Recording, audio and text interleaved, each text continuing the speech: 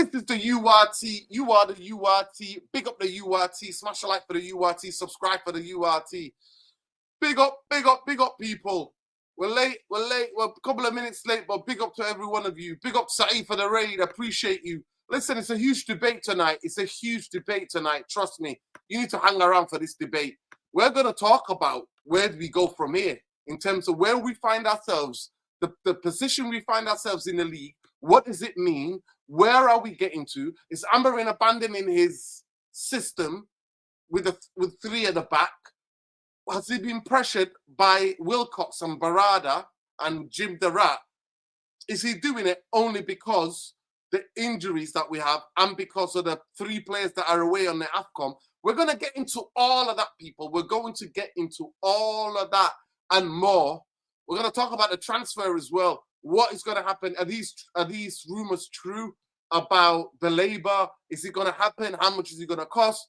There is so much to get into, so much to unravel, so many things. We're going to still talk about our second half performance because nobody's pulling the wool over my eyes. 1 week you're telling me we control the game at Villa and it's not that bad. Next week you're like, but we won. Like, pick and choose, people. Pick and choose. What are we doing here? What are we doing here? Big up to all of you lot. But anyway, all of this...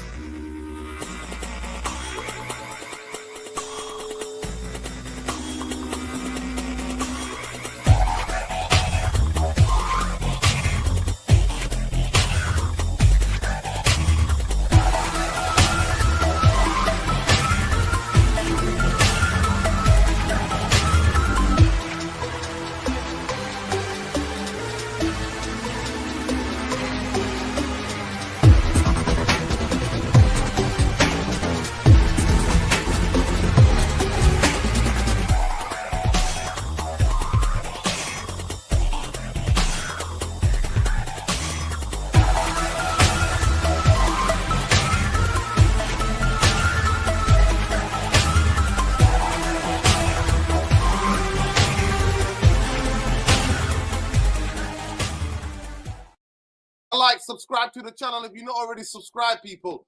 Lot to get into tonight. Lot to get into, people.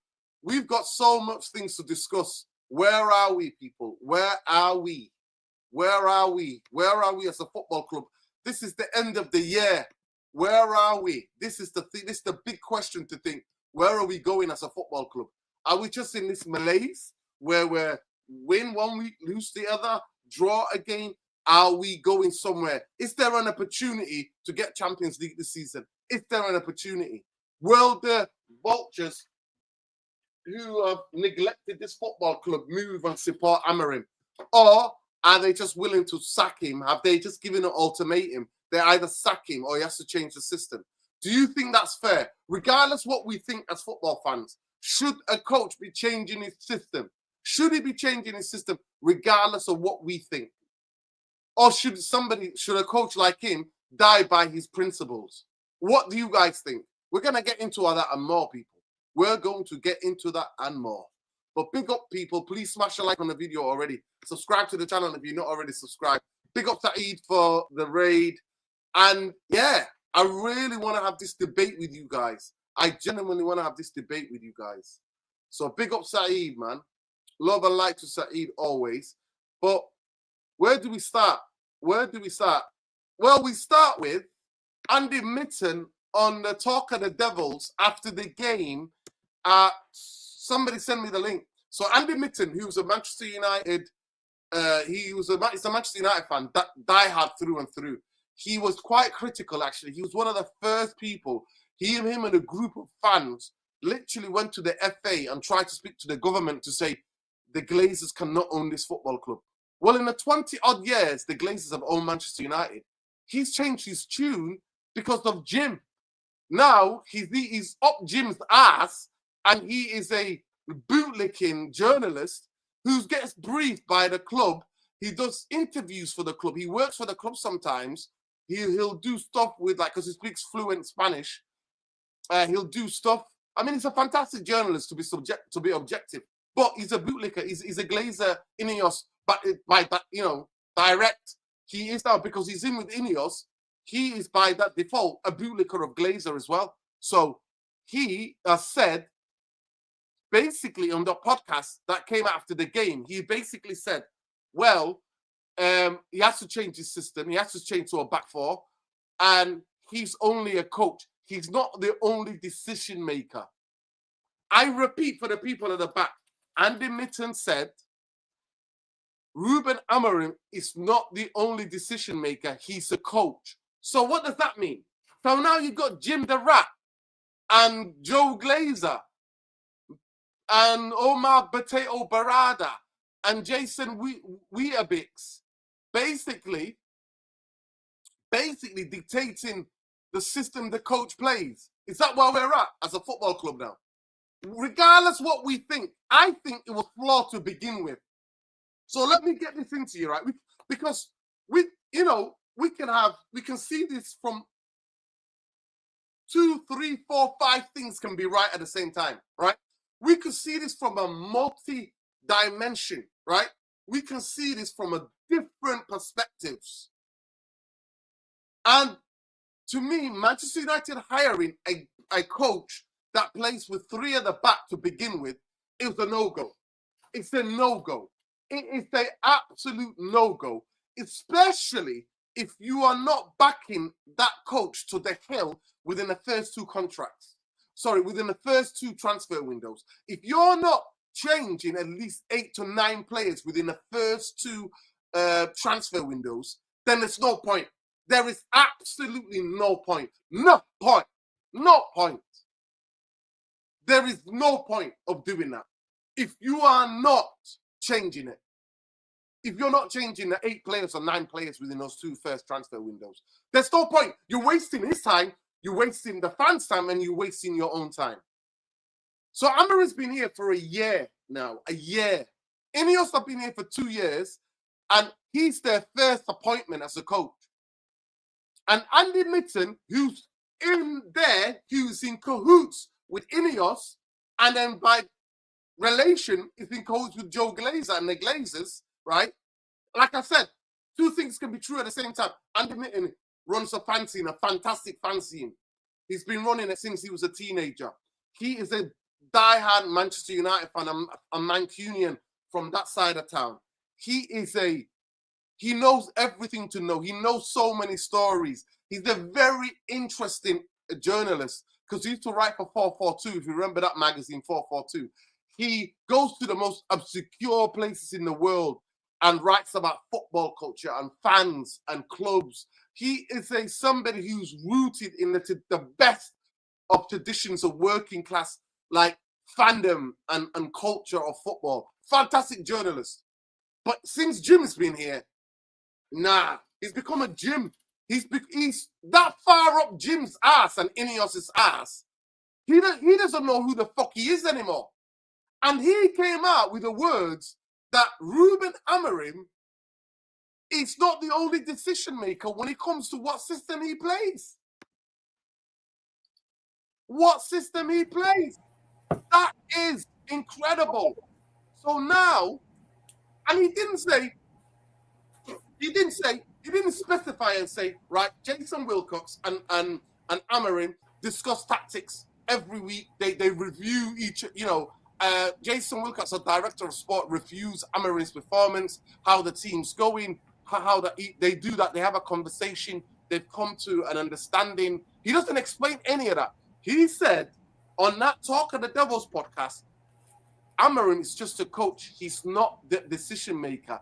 And I'm like, what does that mean? I mean, loads of people were sending this to me on Insta, on X. Loads of people have been still like, no, have you heard that? Have you heard that? So this is what this debate is about. To me, I would like to begin the debate of end of year debate about the current state of Manchester United. But I want to start with this. And Lani's here, United trucker. Big up, Mama Lani. Lani, how was Christmas for you, brother? We spoke the other day on Boxing Day, obviously, for the match reaction. How is Christmas for you and the family? Christmas is good. Nothing.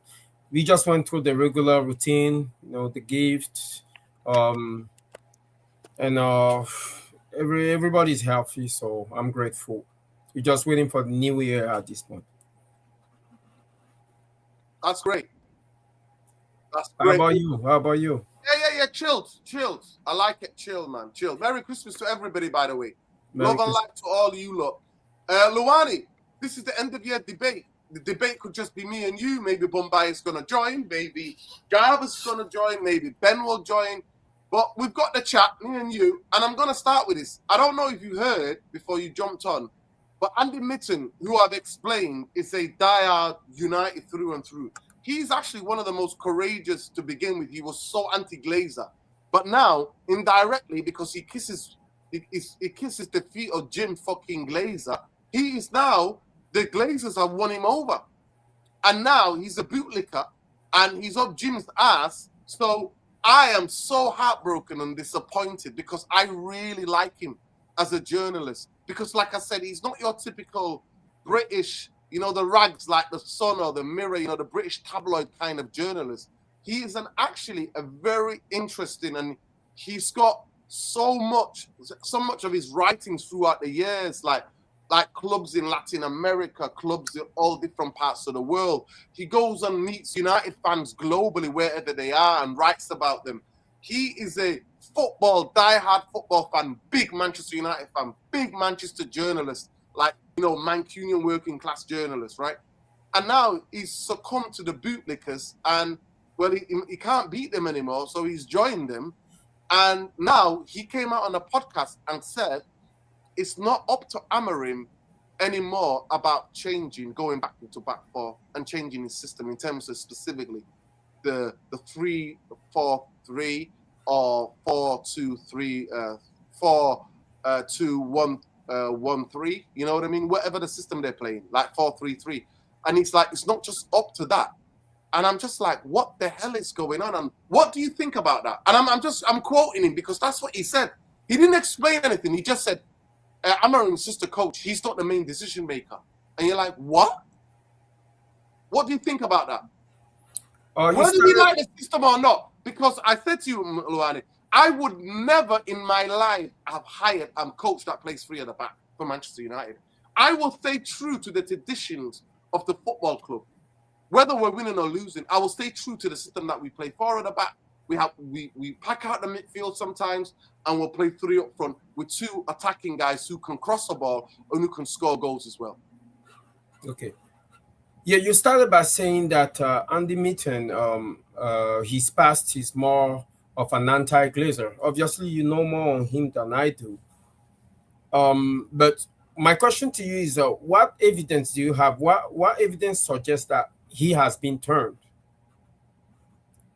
Oh my God. The way he's almost a mouthpiece, the PR machine from Inoes, and like Jason Wilcox and Omar Barada. And I mean, he did the biggest softball interview you will ever see about, especially a lot of people who he's known are being sacked at Manchester United.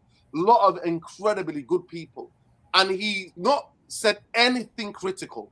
And he gave Jim the Rat Glazer, the most softball interview you will ever find anywhere. It was like a PR fucking machine. Jim Mattis was the type to up the article and just give it to him and said, I just said that, print that shit. It's a fucking joke. This is somebody who went to the government, who went to the FA with a bunch of Manchester United anti-Glazer fans when 2005 saying, listen, you cannot let the Glazers take over this club. This is what they're going to do. And they did everything and more, even worse than what him and people at that time were predicted as journalists. Okay. I agree with you. If I take your assessment as factual, right? But we still all know how the game is played. We know that it's my opinion from everything that I've seen him report. It's my opinion. Okay. I'm not going to go against that because we know how the game is played. These journalists, most of the time, they sell their integrity for access, and this might have been what happened in this case. But I don't want to shoot the messenger, which is Andy Mitten. He's maybe trying to vehiculate to us a message that comes directly from the Glazer because he's been brief. Now, what does this mean in the long scheme of things? That's what I'm thinking about. I'm just thinking that regardless of where that message, who transmitted the message, is the fact that it's a bit too late. It's 1 year too late. If in fact Amorim is now considered a coach, and most of the decisions that are made above him, is 1 year too late. This is the reason why the structure was constituted in the first place. This is the reason why you have a director of football and you have all those technical directors, so they can help the manager in the coach in the decision making process, and so less responsibility can be put on the shoulders of the coach. But since the beginning, we've heard the statement of Amorim. It looked like he's had 100% backing of the upper management to get rid of the players he doesn't want. It looked like some of those signing he might have his hand in it. Is clear to us that the system and the way in which he chose to deploy the approach to game and everything was solely down to Amorim. And for a year, we have to go through that. We have to go through what's qualified as growing pains, and whether they support him or not. A year later, we're looking at the situation, the results, and where we are as a team, the progress in general. And it's clear to see that we're not buying into the program anymore, at least some of us. And for them to just turn around and say that they are taking the decision process completely out of his hand, including the system, as we noticed in the last game, I'll say that's just breed incompetence to me. So if you want to go that route, I agree with you. It breeds incompetence. And that's all I have to say about it as for right now. Yeah, big up. Big up Bombay. How you doing? Big up, brother. Big up, Lani. Big up everybody in the Big chat. up, sir. Big up, Bomaye. Nice to be with you tonight, man. How are you guys? Likewise. Yeah, big up to everybody. Listen, welcome to the end of the year debate on Manchester United, the state of the football club, the state where we're in, Bombay. I just want to quickly update. I don't know if you caught the first part of the show, but basically, at the Talk of the Devils podcast after the game the other night on Boxing Day, the game against Newcastle, Andy Mitten, who's a journalist who is in bed with the Inoes and Glazers, especially with Inoes and Jim the Rat and Wilcox and all of them, Weetabix as I call it, and Potato Barada Head. He's in bed with these lot. He basically said on the podcast, and before him, Laurie Whitwell, who's also his colleague at the Athletic, he also insinuated that Amorim is changing his system. And he said, when they said, "Oh, is Amorim changing his system now to a back four?" He said, "Yeah, well, it's not just on Amorim's decision. He's just a coach." So, Bombay, whether we like it or not, we need to have this Neos conversation. For me, the thing goes from there. I would have never in my life, I don't think anybody, if they know what they're doing, if anybody knows what they're doing, how to run the football club, they would never in their lives hire a coach that plays three at the back. They will never hire that, never. Because Manchester United, 146 or 47 year or 48 years history has been playing back four system. This is the roots, wingers, strikers, forward players, entertaining football. These are the traditions of Manchester United and the culture of Manchester United. So they would never have hired him. But apparently now, this means that now they're pressuring him to change and to abandon his system. Now, Bombay, regardless what we think about Amorim, to me, regardless how I feel, even though I would never have hired him, I would never have hired a coach of that age. I would never have hired a coach coming from that league. I would never have hired a coaching staff that age. I would never have hired a team a guy that wasn't got the experience to play in a system that doesn't translate from the Portuguese league. I would never have done that. But saying all that, this is what we have now. And the fact that a year later they're bullying him or their decision that they're making on his behalf, I think that whether I like it or not, I think that's effed up. Because a coach should be able to coach. What's the point? Like, what's the point? And this is the guy who said, Bombay, that the Pope, he will never change for the Pope. He's never changing his principles. So how do you see that? And do you think that's quite dangerous? Because I'm like, well, if he changes it now, doesn't he look stupid? Doesn't he look silly? Why did we waste all those losses? He gave an interview, and to add to that, and Lani, I failed to add, he gave an interview to the Sky Television the other day before the Newcastle game. And in the interview, he said, if he knows what he knows now, he would have changed 75% of what he did when he first came in the first 7 or 8 months when he was at the job. 75%. What does he mean? He means like the tactics, the way we play football, the decisions that he made at a football club. He's literally come out and said that. And that's not like 10%, 25%. He said 75%. He must be stupid. But It took him a year to realize that. I can send that to you. I can send that to you if you want. He must be stupid. It took him a whole year. How many training sessions? How many game lost to realize that? Listen, like, I don't know what's going on. And Bombaye, to add more context, because I don't want to just give you this. I don't want to just ambush you with this question.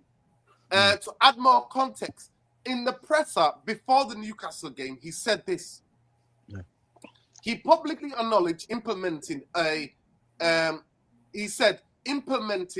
perfect, he said this, perfect Bombaye, quotation marks. 3-4-3 requires a significant time investment in new players suited to formation, such as specific wing backs and centre backs, and squad development, which isn't feasible immediately. As a result, Amorim has experimented with alternatives to better utilize his current roster to achieve short-term results. Okay. So, bro, on the basis of what you're saying to me, because thank you for bringing me up to speed, because you know I don't keep up to date with a lot of this stuff. If the manager is not being given the complete autonomous reins to manage, coach, and do what he wants, and he's in charge of the team, the selection, the formation, how we're going to do everything, if he's being undermined, that's a massive red flag, because now we really can't judge the manager. We're back in the boat of all the other coaches. If there's undermining going on with them saying to him, this is how it's going to be. If he's not getting the backing, then it begs the question, why did you buy this manager, knowing that he's coming on the basis, because he has changed this tune, hasn't he? It started with, this is what I do. I don't know how to do. I remember him saying, I don't have another plan. This is what I know how to do. And Omar Barada comes out and said, I've found the genius. And Jim Ratcliffe says he's got 3 years. It all sounded very bulletproof. We have a plan. We're going forward. Now, from what you're saying and what he's saying, all of a sudden, there's been a change. And that change means you're going to have to change in line with what the higher ups, the structure around you, is wanting to do, because either they can't give you what you want, or they feel that what you're doing you can do in a different way and it will yield better results.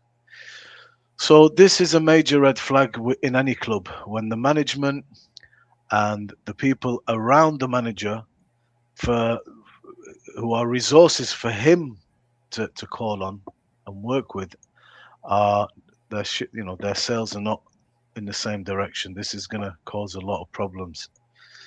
As a manager, I don't want to sack him. I want to continue till the end of the season with Ruben Amorim.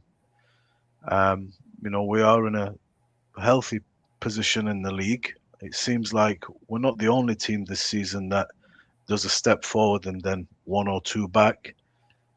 It's kind of like that, apart from the Arsenals that are really,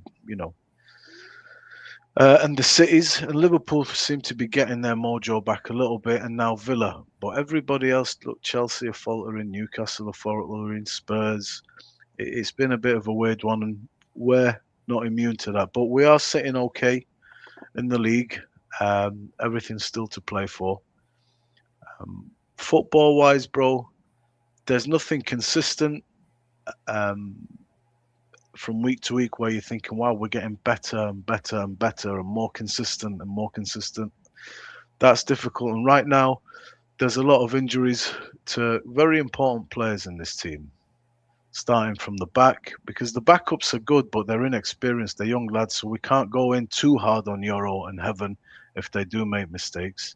It's a big ask, but they've done all right, all considered. But a lot of experience is out.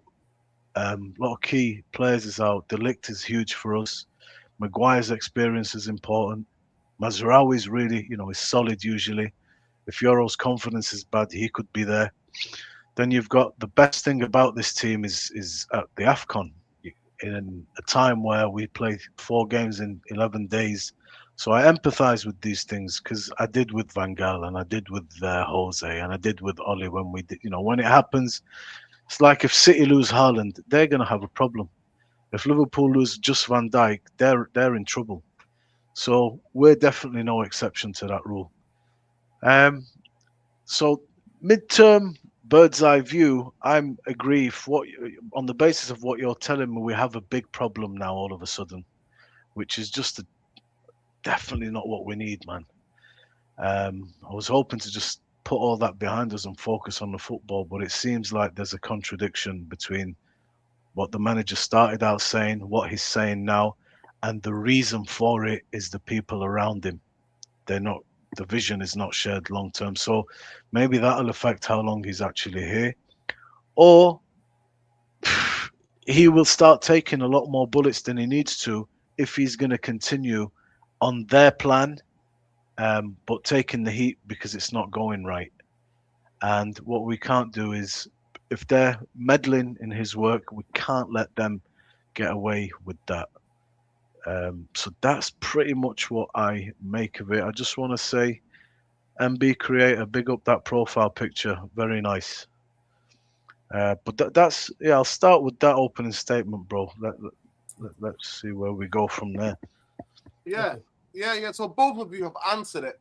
Now, the other people, by the way, get involved in the poll every time we're live. Remember that URT, we do a URT poll because it's interactive. We do this together. It's not just about me. It's all of us. We do it together as collective. We do the show together. Can I say something to the what Bumbai said now? Bumbai said that there are some massive red flag addressing to what's happening between Amorim and the board. What I want to say is that when you walking into an organization and you get offered a job, especially when the organization is in crisis, before you take over the job, you have to have certain guarantees drawn on paper, signed, that you come in to make wholesale changes and you get the full support. That is not a verbal agreement. There have to be certain guarantees. The fact that Amorim took the job, we don't know what was said during his interview or his signing and what prompted him to leave his job and come here. We don't know that. All we know is he took the job. And when he took the job, he must have been comfortable with certain elements, or he must have thought that he can do better with what they are giving him to a certain extent, prove something. It did not happen. We went to 15. You do not get to earn the support of an upper echelon of an organization by taking them from better or from bad to worse. No, you earn it by doing better with what you have. And he did not earn that. He did not earn that trust. And what we essentially asking the Inoes to do right now, after they have constituted their structure and appointed people who we know have a good pedigree in football, Vivel and Jason Wilcox, they're both credible football people now. They can look at it from a football perspective and analyze the result and make an evaluation of the manager. Now, the situation in which we're asking them, these two people, to just sit down and watch the whole thing collapse. We factually have a situation where a manager is beefing. First of all, he asked for certain players that he does not want here because he said they are detrimental to the team spirit. Those players had a certain value when he came. By the time he's in his full project, We lost all value for these players. Sancho is gone. Rashford is gone. Anthony is gone. Garnacho is gone. Also under their value. That's an L. Now he's beefing the academy. He's come out many times and he did not cover himself in glory when it comes to his statements. We lose to Tottenham. We lose to Grimsby. How, if I'm an owner of an organization, am I supposed to trust a manager like that? The next thing I'll do is I'll go to people who are responsible of evaluating his job and I'll tell them to fix this. And that's exactly what happened. We cannot expect him to get a blank check. We cannot expect him to get full support with the situation that he created. This is his mess.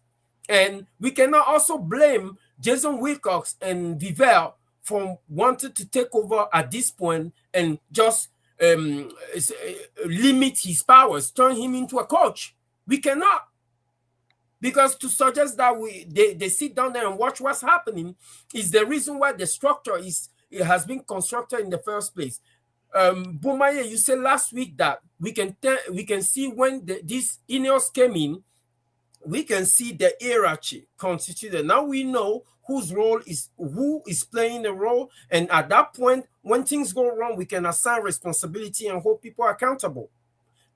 What is the point of having this structure and competent people in place if the structure is not decisive? And it looks like they've waited for 1 year. Now they're acting decisively, so we cannot sit down here and complain. I think the problem, just moving on, in line with what you're saying, one of my major frustrations throughout this last years, where post Sir Alex, has been, I am torn between where the control is and the backing for the people that we put in as managers, and that affects my ability to accurately assess, judge, and make a decision on the managers, because I feel that there's been some level of undermining, either through backing players, either through not signing the right players that the manager has identified, not getting, the first or the second choices, through telling them that we need to do things a different way, and through not maybe giving them the resources to do what they want to do, and through not being able to get rid of other players to free up money and space to bring in players that they want. So this conversation is long, been going on for a while, and it seemed just as I was starting to think, okay, well, we're done with that. Ten Hag, got backed. They backed him against players. They gave him decent money, but it was spent on shit. Okay, the way we bought players, I think we definitely didn't do ourselves any favors. We ended up paying a lot more than we needed to for Casemiro, Anthony, yes. But it started to feel like, okay, it's the manager's the manager. He's the guy. And I felt this was going like that with Rubes. And I was kind of hoping that, okay, we haven't got exactly what we need. Hopefully January, summer, they'll, really push getting more players, and then we'll keep going on this if he does all right this season. But it seems from what Nuruddin is telling me and what this show has become about, that I'm back to that same old thing, because now Wilcox and the board are saying we need to change the formation. He's saying I will not change. This is what I know how to do. I don't have another plan. I won't change for the Pope. To telling you the same thing as Ten Hag, I can't do that football here. Does it not feel a little bit like that to you, Nuruddin, what he's saying? Do you remember that? Yeah, I mean that quote came from that. Yeah, when he said basically it's going to cost too much and it's going to take too long, and that adaptability. But I'm like, wow, like, yeah, that looked like a get out of jail free card. He's saying that it's going to cost too much. Wow, he's saying that now. When that 100 million was offered to sell Bruno, given what Bruno is coming out and saying now that these guys were too shook, they wanted to sell me, but they're too shook to do it. That means that the manager vetoed that sale. That's the only way I can see it. And if you're a manager, you know that you need money You need specific player to build a system. Why would you go veto the sale of Bruno? He put the stick in his own wheels. Now he's trying to take the easy way out by saying it's going to cost too much money, it's going to take too much long. Really? So let me give you, Lani, let me give you the direct quote again. He says, he publicly acknowledged that implementing a perfect 3-4-3 requires significant time, investment in new players suited to the formation, such as specific wing-backs, centre-backs, and squad development, which isn't feasible immediately. As a result, Amorim is experimenting with alternative to utilize the current roster to achieve his short-term results. Now, there's another argument because it's been happening the past couple of weeks. Like, this has been something in this conversation, and to be fair, I've been like, you know what? I don't want to hear it. But when Laurie Whitwell comes out and says he's going to play 4 before a game, like literally an hour before a game or a couple of hours before a game, that was trending. Amorim was going to change. Then you get on, after the Boxing Day, after the game on a podcast, Talk of the Devils, and the Mitten saying, well, it's not just about him. Then I'm like, wow. And then there's another thing, is that there's another argument, but let me just see where the poll is up to in terms of I've asked the people. So I've asked the people, and it's really fascinating. Is it fair for Jim and his minions? You know how I frame those, because it's all about framing minions, meaning Wilcox, Omar Barada, to bully Amorim to change his system from 3-4-3 to 4-3-3. And people are saying, yes, it's fair for him to bully him, 56% to 44% saying no. You know, can I ask you something quickly? So let me just get this. So a lot of the people here on this chat are agreeing, saying that, yeah, because they're sick of the system. And they're like, look at the first half, look at the way we attacked, look at the way we were a bit more fluid. We played 4 at the back. We played Heaven, Martinez centre backs, played Luke Shaw as a left back, played Diego Dalot as a right back, played Dorgu as a right winger, played Cunha as a left winger, played Mason Mount, Ugarte and Casemiro in midfield, and played Sesko up front by himself, supported by Dorgu and Cunha. So 4-3-3.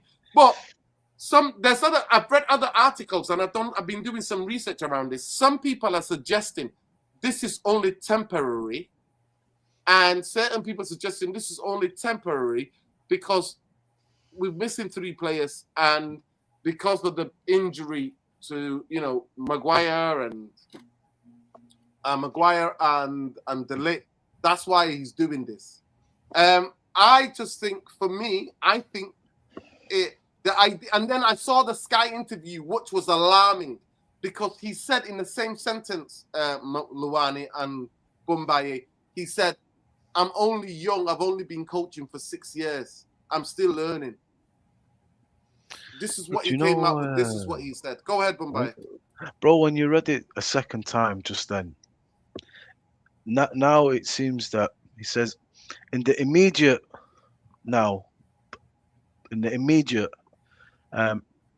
he has to get into Europe, it seems. So it's quite important for us to get into Europe, having missed it last year and not done anything. Okay. So whether that's the Europa League, ideally the Champions is where the big money is. But to have European football is quite big. I think it affects sponsorship money, TV money, and obviously the prize money in the Champions League is a lot more than Europa. So he has to get results. That's the most important thing for him now. 2 things. I understand if on a temporary basis he's making a squad to get results and playing exclusively for those results, and that means changing the system. And it doesn't, when you read it a second time, it seems that we are still going to go ahead with the original plan.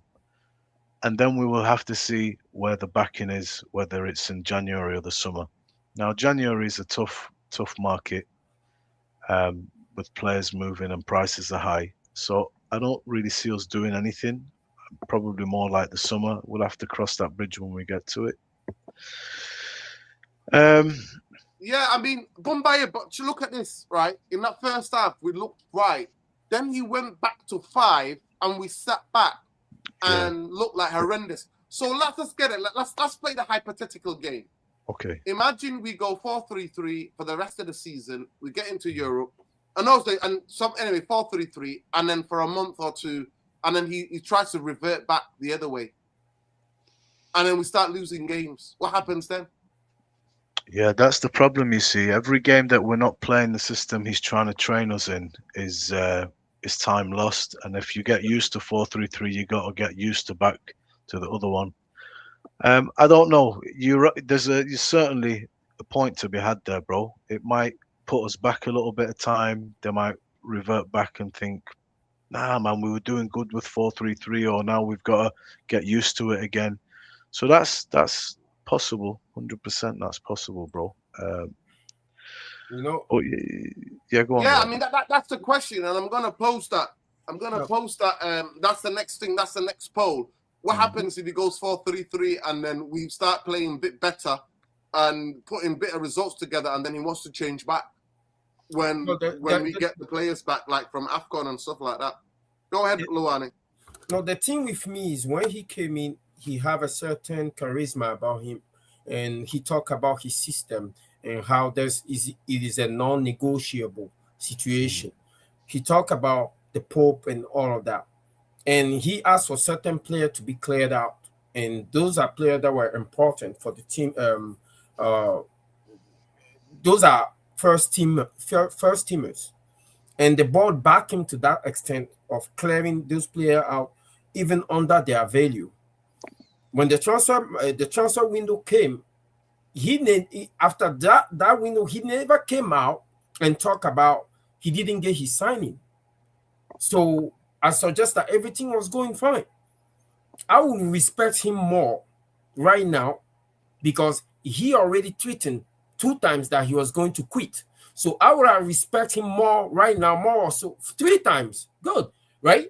So I would have more respect for him right now, that we can all see clearly that there is an internal struggle between him, his principal, and the people that are above him.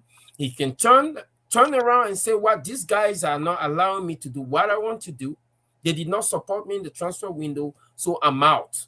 But instead, he's allowing himself, he has compromised his system, the same system that he stood on firm, that allow us to do all that clear out.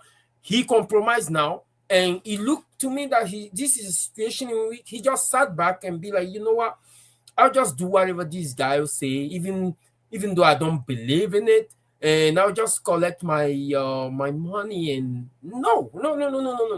Stand on a system and walk. How about that?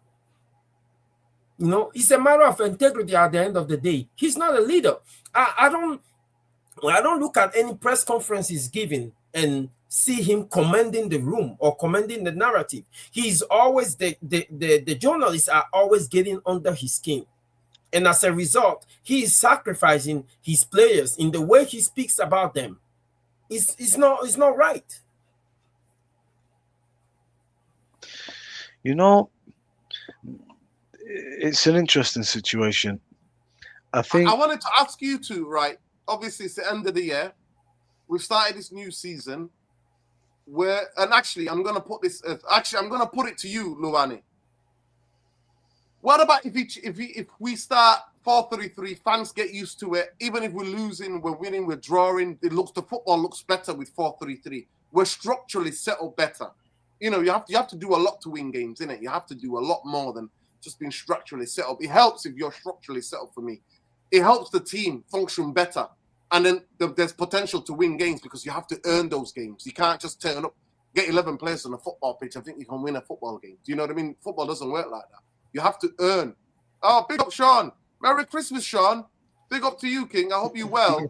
Sending love to you, man. Are you back home in the continent, or are you? No, back home in the back Bay home in the Area. continent. Talk to me, man. What?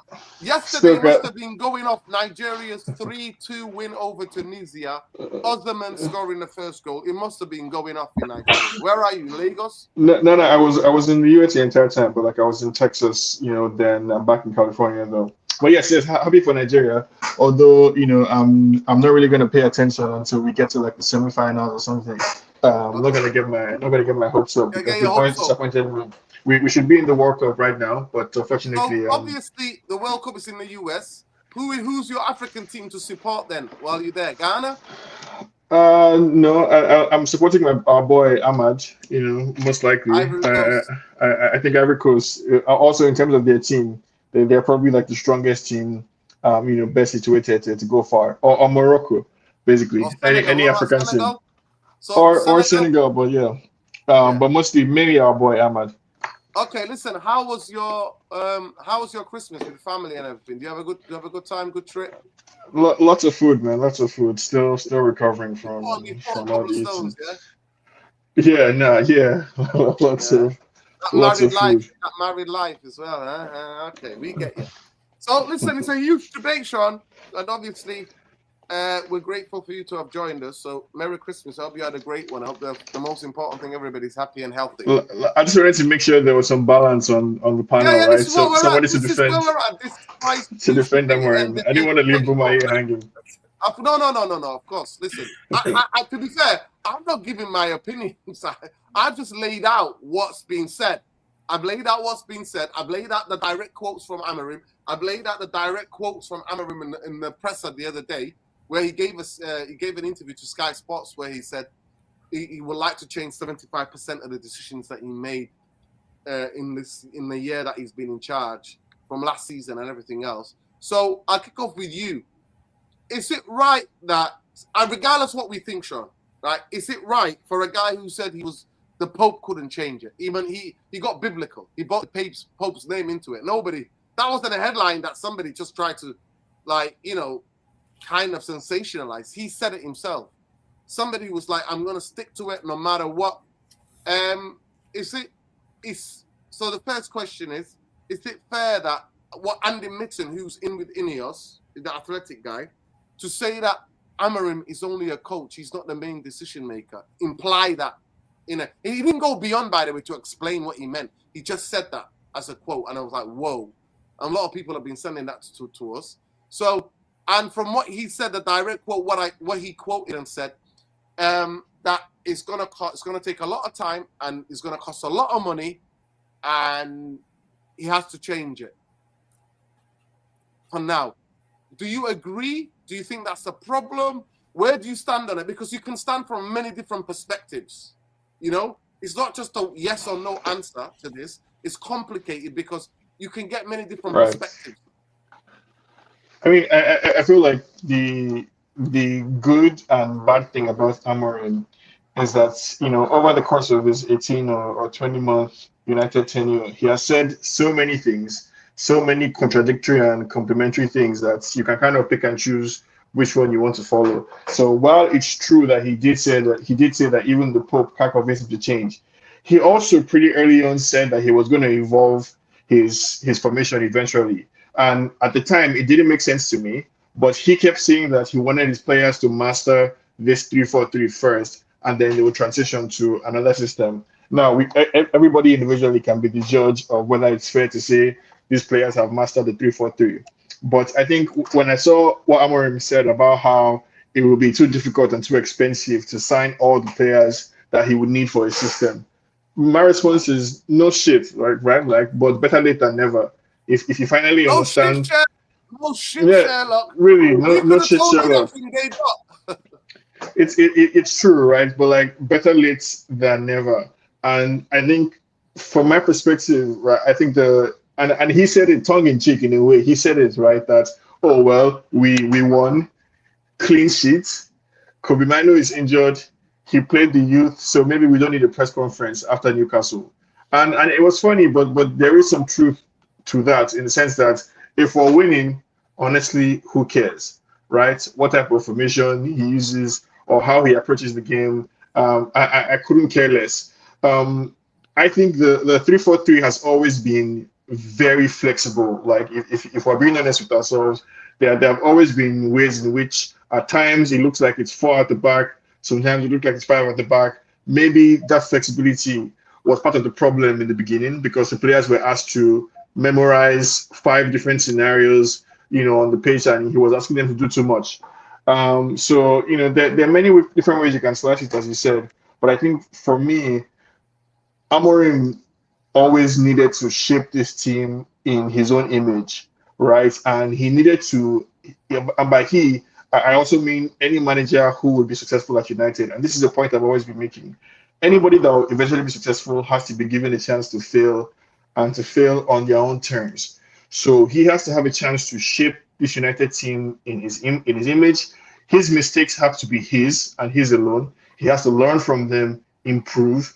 And the only way we get to anything like success is if the team is shaped in Ruben Amorim's image after learning all the lessons that he needed to learn in the past. So I'm glad that we won.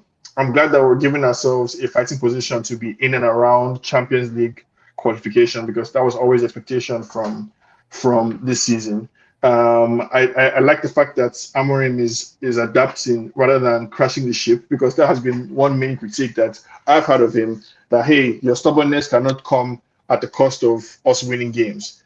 So if insofar as he's flexible in that direction, I welcome it. I think this is a manager who is learning, who is growing basically on the job, and that's what I would want to see from a manager, and I'm happy. I'm happy, from what I'm hearing from him. I like the fact that he said that if he had a chance to do last season again, he would do 75% of things differently. I love that. That tells me that he's not the kind of stubborn, I don't know, narcissist that he came off to be. And some of that might be, can be bullshit or PR, but this is somebody who like I said, is learning on the job and is learning in the kind of way that I would want to see. So, long may it continue. I think the game against Newcastle was good. It was the type of win that we've been asking for, which is for the team to show character, right? Show some character, hold on to a lead, fights for each other and for the team until the last moments. Yeah, it was a good result, and I think we're in a good place right now as a team. Okay, Sean. So just to ask you, do you think it is okay if you go up by the line of the anecdotal kind of evidence? That's all we've got of Andy Mitten. He's like, I try to explain it to people, but he's somebody who knows everything there is to know about Manchester United. He's doing a fan scene when he was like 14, 15. The fan scene's still there. And I've got a complicated relationship because I feel like he is doing PR, Inoes, and directly. He was somebody who was anti-Glazer to begin with. He went to the FA. He tried to get to the government to try to stop the buyout leverage of Manchester United, which was unbelievable. It's never been done. Never will it be done again like that. Anyway, in English football now, they've got anti-Glazer clause in the way clubs have been bought and sold. But if he literally said he's somebody who's talking to constantly to Andy Mitten, to Wilcox and Omar Barada, and he gave Jim the Rat Glazer, my opinion, that he gave him one of the most softball interviews, PR propaganda bullshit, like what was he? How would I describe his type of journalism in that interview that he gave Jim the Rat Glazer? It was almost kind of like, he was a sonographer. He wasn't a journalist. He was a sonographer. That's what he was doing. But he said, after the match on Monday against Newcastle, he said the system's has to change, and it's not just up to Amorim. He's just a coach. No, as a football fan, do you think that is right, that a club and the football project should be bullying a coach to get away from his, regardless whether we think, Sean, that is the right thing? Because I think they should never have hired a guy who played this 3-4 system anyway to begin with. And yes, I agree with you. I totally agree with you. I remember in the first best of press conferences, and when he was really pushed and asked a question about the system. Remember, there was an obsession. All the press were talking about the system. Every pundit was talking about the system. And he was like, no, the system, they have to learn this system, and I'm hoping to change. I can play many different systems, but, I'm sticking to this now, and the Pope's not going to change my mind and all that BS that he came out with. Do you think it is fair? Do you think it is fair for the club to bully a coach? Whether what we think, if you put that aside, Sean. I guess I would disagree with the framing, right? And the premise. I don't think it's bullying. I think that there's supposed to be a collaborative effort between the coach and the club, where the coach is the one responsible for implementing the ideas on the pitch. You know, he's the one closer to the players. He is the real talent. But the club has to think long term.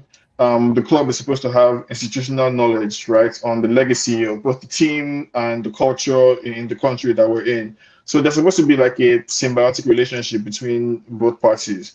And I think that's what we're seeing here. I think there's supposed to be some kind of like meeting of the minds where the club is saying, well, we are Man United. This is how we like to play. This is the pulse of the fans. This is how we do it in England. And the manager is, bringing his own ideas. This is how I believe in playing football. This is the talent that I have for either, coming up with this idea or for managing relationship with players. But like I think Amorim and the club are supposed to have a good relationship. It's supposed to be a collaborative and a relationship of cooperation. But yeah, Mario, jump in. This is just a side point for your consideration.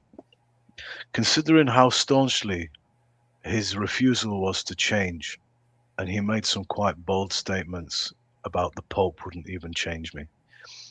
Perhaps, is there a possibility that he looked at this and thought, look, I need to change because results are important.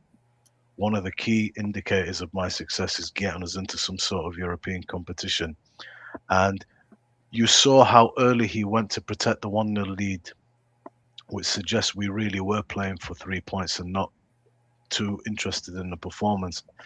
Could it be that this soundbite, this is the explanation to save face? Having been so buoyant and, obstinate in his direction and his refusal to amend it or change it, and all of a sudden to do so, could it be this is his way of saving face?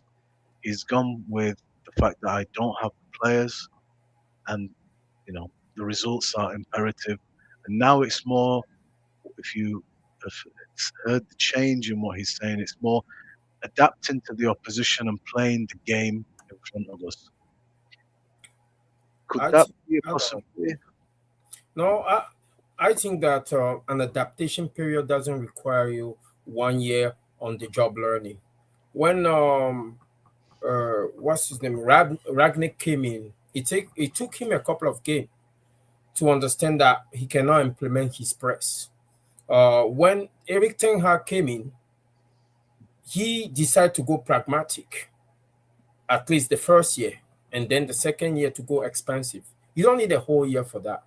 My suggestion is this manager realized that he's in an impasse and he's just trying to take the easy way out. You don't come in like that flaming, start standing on your heel, standing on the heel of your principle, and then after a year, you do a U-turn and start talking about changing your system. Does not make any sense. For me, he's just trying to take the easy way out, sit back, and then delegate the responsibility to Jason Wilcox and the upper echelon, and that's not acceptable for me. Luani, when he came in, nobody was saying anything. We obviously had to give him time to show us what this looks like. And then once we started to ask the questions, he started to Look at it this way, right? We have an issue with he is the one who came out and talked about Kobe just Mino and not so Bruno. before I forget it, bro. Mhm. Then he came out in defense of the way he wants to play it, and we actually stuck by him at that point and said, "Don't let the Glazers and Ineos off the hook by changing your system to fit their budget. Stick to your principles and go forward and force them to get you the midfielders and get players in and pay money." That was the narrative of the fans, generally speaking, at the start. And I think during this journey, bro, nobody knows what the future holds. I think the narrative starts to go up and down, and you're going to have some knots in there that we need to try and untie. Um, there I think is we're being a little bit of concern if everybody's viewpoint starts to be a little bit contrary. Yeah, but Is that it narrative, contrary? I'm not that narrative, sure right now. maybe again, you see, there's a lot of possibilities. I can't just jump on one. There is the possibility that I'm somebody that looks at the team and thinks, wow, we are missing quite a few key players. It's not like we're a wonderful side already. We are missing serious key players in this team that have been tremendous in quite a few games. They're not there. There's a lot of experience gone just like that, and a lot of inexperience in the team, especially at the back. The keeper's a kid, the two centre backs are kids. And now we've got players coming in. One can't play a full 90 minutes. He's key though, Cass. Ugarte, he blows hot and cold. And the whole right side, which has been the best thing about Man United, has disappeared, and your captain ain't there. So that's a lot. That's a lot. You take out, 2-3 key players from any side, there's going to be a difference. There's going to be some cause for concern. And we're not a top side. Yes. So maybe that could be it. I'm trying to be fair in it, only because I don't want to lull myself into a false decision. I can't commit to anything fully. There's lots of possibilities. Now, guys, by the same token, sorry, Sean, I'm done, nearly done. It's difficult for Amorim to satisfy us because, one, I remember myself saying, no, don't change. Stick to this. This is what they brought you in for. We have to hold them to account. They have to be held to task. There has to be recourse. You have to back him. He's playing 3-4-3. That's what he does good. You brought him in. You called him a genius. Now pay. Get him the players. Give him the time. Let him work. Now we started to say, this manager is stupid. He's stubborn. He won't change. He won't adapt to the league. He does it. We get quite an important 3 points with a good first half performance and a very bad second one. But I think he conceded possession in the second half and he rode his luck. I'll say that. And now we're not happy at that. So it's difficult to satisfy every feeling that I have. I'm sorry, Bumbaye. You cannot expect me to be happy with 24% possession in the second half. No, don't be happy. I'm not happy with that. Don't be happy. Like, don't be happy. Defending like dogs. He went for the point. Like 75,000 seater stadium and fans coming out on Christmas and bringing their families to be entertained. Football is about fucking entertainment. And to watch a Newcastle team who have a horrendous away record, who are not scoring goals away from home, to basically take their second half game. And then, there are the fans in Manchester, some of them are pissed off. And I saw some conspiracy. You know me, I'm partial to conspiracy theory, even though it's the invention of the fucking words are all CIA fucking invention, conspiracy theory, which is the biggest bullshit, because the CIA is the biggest conspiracy fucking theories in this world, and they carry it out. Look into it in the last 50-something, 60 years, what they've been doing around the world.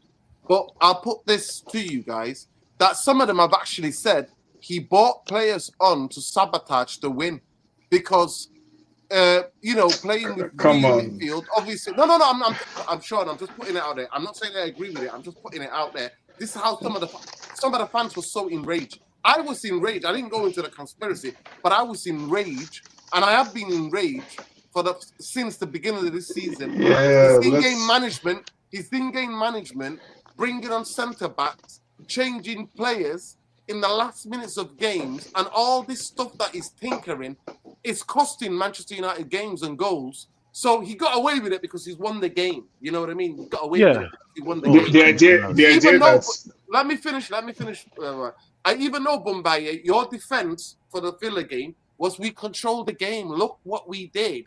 And then here we're playing like fucking Grimsby, like we're like this, like some sort of like FA Cup game where we're in non-league team at Old Trafford against not fucking the great Barcelona, the great Real Madrid, but against Newcastle team that struggles away from home, who's having a woeful season in the Premier League for the whole second half. for at least 50 minutes, 55 minutes, till 97 minutes, we camped inside our own box and stay there. So I don't know what you want me to fucking believe. I don't know what you want me Wait, to believe. Sean, can I nobody's make asking you to. one statement? Let me just What we make doing one here? statement, Sean, please. Okay, well, yeah, great. Do you know what it is with me personally? And you know, this is just me personally. The mandate at any big club is to win in style, like City do, like Arsenal have done sometimes. But all of a sudden now, Arsenal are not doing anything in style. You know, Arsenal are winning, they're scraping through, they're riding their luck in some games. Manchester United, I was kind of hoping, bro, at this point, guys, in the season, like Christmas, we would have started to see regular improvement, progress style. But I've kind of conceded that it's going to be another season similar to Ten Hag's first season, which was all about getting Europe by any means necessary. Any means necessary is we're going to play a good game, a good first half. I thought we were amazing first half, bro, against Villa. Second half, we were good as well, but there was less control, I thought. Like Villa, and then you can walk away thinking, you know what? I came on the podcast and I was like, I'm happy today. All right, for me, that's the best we've played. I'll take that against a mint team, unbeaten in 10 or 11 games now. No worries. Then we got 3 points at Newcastle, and I was relieved to get the points, but the performance was very bad second half. First half was good. So I'm kind of accepting both because I don't believe, bro, that I can look at this United team like the great teams of old, where if we turned up and we were terrible and we won, it'd be like, come on, man, that wasn't very good. Or if we were really good and lost, I'd still be upset because I expect both. I'm used to both. That's the dream. It's really hard to get there consistently. And right now, we're not there. So this is why I keep saying every week I'm on here, we're going to get this shit against Newcastle second half, and you're going to get some really nice stuff like Villa first half. And you're not sure what it's going to be from week to week, but you're hoping it's going to just, get better and better and better. But this is why we keep kind of being deflated. You do good, and then we do really badly. And it's not me trying to tell you anything, bro. You're right in your assessment, and I actually agree with you. But the big picture for me, that's what it is. Yeah, I can't look at United and think, "Nah, I'm not happy. I expect I'm not having 30% possession." Yeah, I can't do that yet because I know we're not that team, bro. My problem with that, it's all false choices, right? And so like no one is asking anyone to recite anything, to declare any belief, or to say anything that they don't believe in, right? If we're having a conversation about our views of the United season, I trying to present ideas. It shouldn't be presented as if somebody's trying to force you as part of some conspiracy, quote unquote, to believe or to say something that you don't think is true. And so the idea that Amorim is being penalized for getting 3 points against Newcastle, right? The idea that it's not a thing in football to defend or to play poorly and win. It's kind of the cliche that we have in football where, and don't take this the wrong way, people have a saying where they describe title-winning performances specifically as those where you get 3 points without playing well. We're far away from doing that, but I think it's an important milestone in our development, a very important milestone in our development as a team, that we're able to get 3 points even in games where we don't play well. That's extremely important for us to be able to do. We saw against Aston Villa a game where we dominated, but for some reason we couldn't get 3 points. I think anybody who thinks Amorim was trying to sabotage the game, I just feel like that's I guess like I'm trying to be polite, but I think that person should take some time off of watching football. Generally, if you think Amorim was trying to sabotage his own game, Man, we've got enough problems then to get bro, into that, bro. It's ridiculous. And the idea that Amorim is being given grief for changing the system. There is no manager in football in the Premier League. There's no manager. None of the successful managers that we all admire, whether it's Fergie, whether it's Pep, whether it's Klopp, that did not over time evolve their system or their ideas. It's natural. it's normal for a manager to come from another league, to come to the Premier League, maybe try and be stubborn, and then evolve your ideas. That's to be expected. And so it's not fair to penalize something that not only as every other manager had done, but it's something that we would expect Amorim to do. Right? We would expect Amorim to take his talents, whatever unique talents make Amorim a good communicator or a good manager, apply that to the Premier League. Right? I don't need you to come and do a carbon copy and paste of whatever you're doing in Portugal, because this is not Portugal. But you have some ideas about how football should be played, Ruben Amorim. Okay, find a way to coach those ideas in a way that that is adjusted for the Premier League. So whether that means instead of playing two midfielders and vacating the midfield, right, keep everything else about your system or your ideas and change that part. Right, or whether that means you like to play out of the back, with goalkeeper. Keep everything else about your system and change the part that doesn't work for the Premier League. But you need to be able to adapt and evolve basically as a manager. And we cannot penalize Amorim for trying to stay alive and trying to stay competitive as a team. And we need to also resist the urge of making perfect the enemy of the good. Like it's not news to say that this United team has fallen from grace, or that we're not where we're supposed to be. But if I'm looking at building something sustainable, I'm sorry, but like as far as I'm concerned, aside from LVG, this is the closest I've seen a team have like a defined way of playing football that, quite clearly, if you close your eyes at any point in time, you know where Dallo is going to be on the pitch, you know where Dorgu is going to be on the pitch, you know what Cunha is doing, you know what the defenders are doing, you know what everybody on the pitch is doing, and there's a system, right? So it hasn't been working in the league so far, but I think we're in the right direction. And I wanted to push back on what Lani trying to penalize Amorim for changing or for evolving the system. It's normal. It's to be expected. Yes. Yeah, I understand what you're saying, Sean. But the issue I have is not the fact that he's changing the system. By definition, as a manager, you're supposed to make adjustments. You're supposed to be flexible. That's fine. But the issue I have is the time frame. Holding him to his words as well, Luwani, because exactly. The issue I have is the time frame that it took him, and the fact that the declaration that he made in the process leading to where we are today. I don't want look. If we all have an organization and we want to hire somebody, and our organization is clearly in crisis, I'm not bringing in somebody that I interviewed and he told me, listen, I have fresh new ideas. I haven't implemented in this market.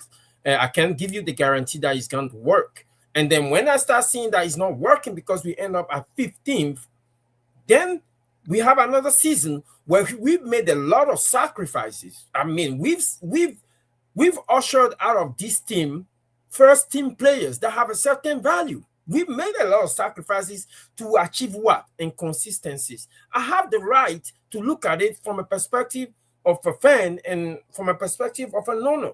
We might just talk about the fact that it's not okay to go the way we are on him, but a coach come in and give you three things.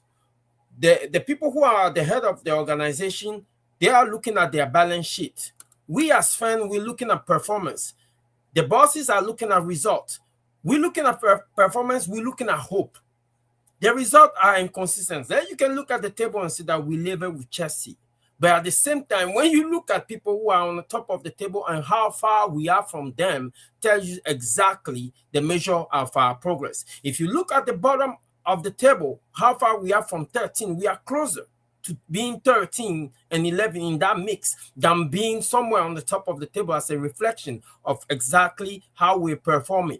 We cannot be happy because we're fifth, but that's not the true reflection of our performance. And as fans, their hope is the academy. Their hope is the conveyor belt that we have as an academy to bring in players when our first teamers are injured or they are on international duty like they are right now.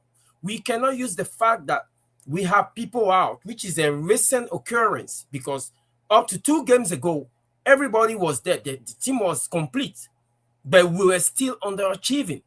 Now, these guys are gone on international duty. We cannot use that as a metric as to measure the performance of the team now, because we've been bad before they left. The conveyor belt that's supposed to be our academy seems to be neglected. And this also look like it comes straight from how the manager view how to transition our players from academy to first team. He's bringing down the value of our players, and now he's asking. Not only he's refusing to sell a player that he deemed important to reinvest into the team and build it the way I mean, he needs to build it. Not only Lani, that, yes, right? these are One the second. flaws. One second, Not friend. only I just that. want to welcome Ben. Ben's been patiently waiting. I just want to welcome Ben into the conversation. Just hold that rebuttal. I just want to rebuttal one thing you said. You said since LVG. I actually disagree. I knew what football I was getting with. If I didn't like it, but I knew football. It was defined under Jose. It was further defined under Oli. It was defined to a certain extent under Ten Hag. I knew what I was getting with all those three managers. Same LVG. I actually don't think Manchester United 3-4-3 will ever be a winning formation. I hope to be proven wrong, and I'm happy to come out and say, and I'll write it out in a piece of paper and I'll eat it live on camera. No problem about that. I wish all of my takes, when they're wrong, I'll come out and say so. But I actually think we look more confused than No, ever. if you're wrong, you have to grow an afro. No problem. Definitely no problem. No, There is these. You quick, can right? get these things now where you can grow an afro. I can go to Turkey, no problem. I'll have to Just just wanted to add this really quick, right?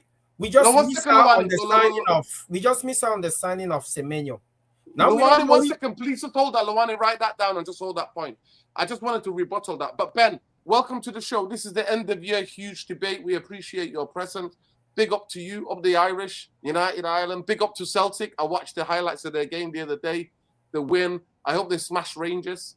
And fucking, you know who. We always say you know who, but big up to you. We've been talking about basically Amorim changing the system. I don't know if you saw the quotes that the Sky Sports he gave, the thing that he said. I actually think he can't go to 4-3-3 when everybody's back because he's got way too many number 10s. We don't have wingers.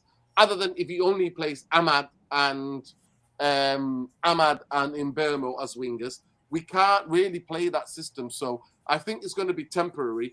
But it seems like he's realized that Inoes are not backing him because if they would have backed him, I don't know what they promised him when he first came here because they would have got him in the first two transfer windows, 9 to 8 players, but they didn't. And now he's realized, and he gave another interview to Sky where he said he got 75% of the decisions that he made last season wrong. And if he could do it again, he won't do them. So he's going into all of this. And now we're saying whether we like it or not. Andy Mitten also, I don't know if you saw that, you heard the Andy Mitten quote where he said it's not up to Amorim anymore. He's just a coach about the system changing. So we're discussing that. I think 4-3-3 cannot be sustained with the players we have because we've got way too many centre halves and we've got way too many number 10s to be able to play 4-3-3. But we want to know what you think of it. And then we can go back to Luani and Ben to debate wherever they were debating, the point of views that they have. People, smash a like on the video for fuck's sake. The channel is fucking shadow banned. It's the least you could do. We're having a end of year debate. It's been fascinating so far. Go ahead. No crashing out from me. That's the New Year resolution. Let people speak. No more crash outs. I'm not going to let Sean or Bombaye or Luani trigger me ever again. That's the promise I'm going to try to keep. That's my New Year resolution. Go ahead. I'm going to do my best to help you keep it, bro. Big up yourself. Respect. Yes, good evening to the panel. Good evening, Nerden. Good evening, Mumbai, Sean, Luani. Big up the chat, man. Big up the chat, man. I want to wish everyone a happy new year coming up. Stay safe out there, wherever you are, man, in the world. Free Palestine, free Sudan, Yemen, everyone that's oppressed, man, in the world. Yeah, man. Obviously, I've only just tuned in, so I didn't really know what the topics were until Nerden has told me there. Where this this fucking brand of a football club is heading. We're not going anywhere, man. We're not going anywhere. As people always know, where people do know where I stand right now. I don't really care about this whole which coach do we need to bring in, which manager do we need to bring in, which player do we need to bring in, which player do we need to get rid of, all this shit. My goal is like my New Year wish would be for the Man United fan base to reunite and just sort these fucking vultures out, man, over in the US and that guy who lives down in Monaco, man.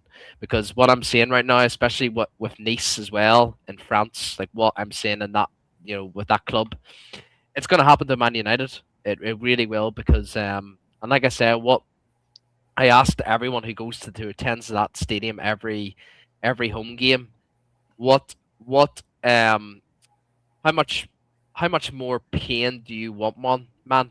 Like, and it's been 20 years since these people have came. How much more suffering can you deal with? And I know obviously there's people out there with season tickets, and but they can have every right to like not go to those games if they have season tickets. So my question is to you, who has season tickets, why do you go? Yes, we love Man United. We want to support the team, but if you're gonna see a cycle that we're not seeing any improvement on regarding in terms of the coaching, in terms of like a manager coming in and naturally progressing. If we're seeing players literally, like for example, I'll even say for example like Pogba. He came from Juventus, a stable football club. People raciously abused him, and he really wasn't the player himself. Like he dropped off a wee bit, but like I said, people, this is a graveyard football club. This is not a special football club. I think the soul's gone. The whole entire club is gone. Like the whole sub, there's no soul left. And people say about standards, we need to have standards as a football club. We're Man United at the end of the day. We have no standards. We have no standards. We had standards back in the day when Fergie left with that message saying your job now is to stand by your new manager. So we've done that. We've stood by, and like I said, it hasn't worked out for all these coaches that have came in. So like I said, you can only deal with that for so much. And like I said, it's been 13 years since Fergie left, and there hasn't been any improvement at all with the player side of things and the coaching side of things. So like I said, you turn your attention to the people above. And like I said, man, like I mean, it's never going to happen, man. Obviously, Celtic fans are planning on a major protest next week against Rangers. I don't know if it's going to be riots or any of that, but one thing I will always give credit to Celtic fans is they stand.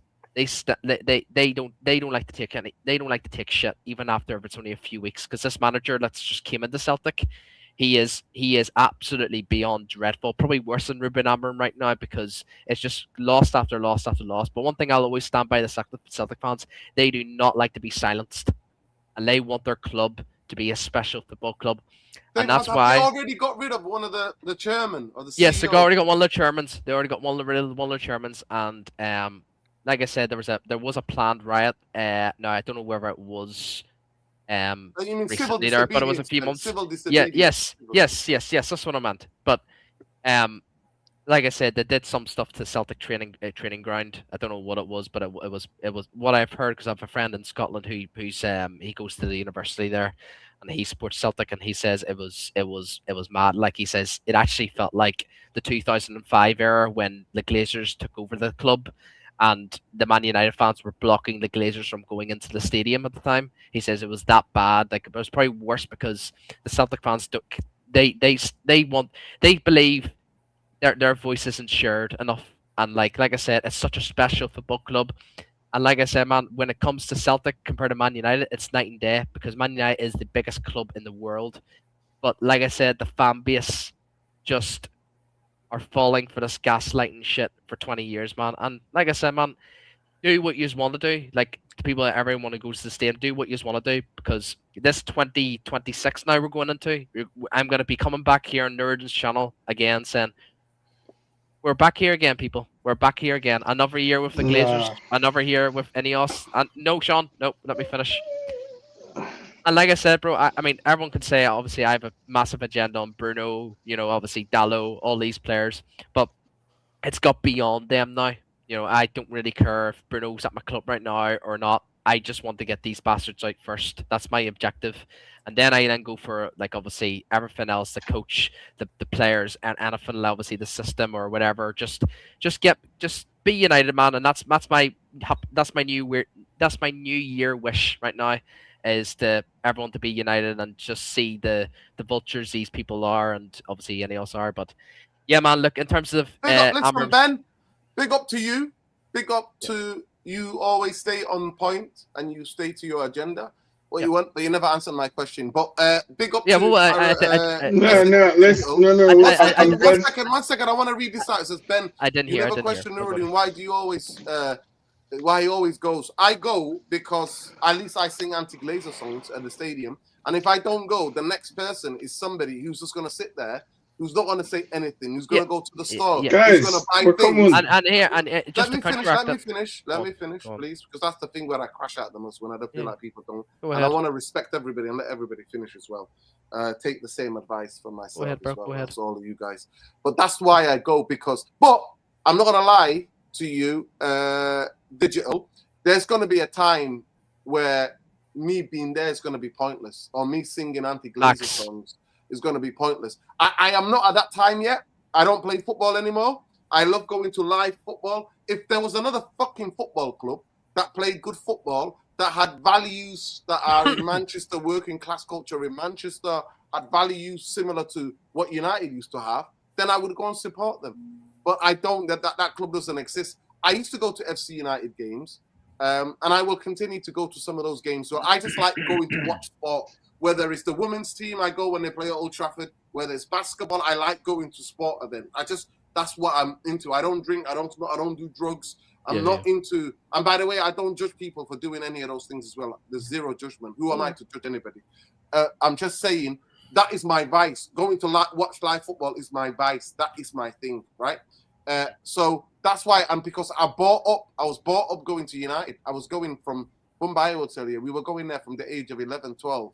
You know what I mean? I went to my first game at 10. We used to sneak in till we were like 18, 19. We were still sneaking into that stadium, doing all sorts of madness, doing that. So for me, it's part of my daily thing. Like it is. It's not something that I stopped going after 2005 for a while. Mumbai will tell you that. And I went to FC United games and stuff like that. But the love that I have for United, regardless who the bastard ownerships are, is still going to be there. But I agree with a lot of the sentiments. But 20,000 fans, I just want to remind you, 20,000 fans left Manchester United and stopped going. No, Go please. ahead.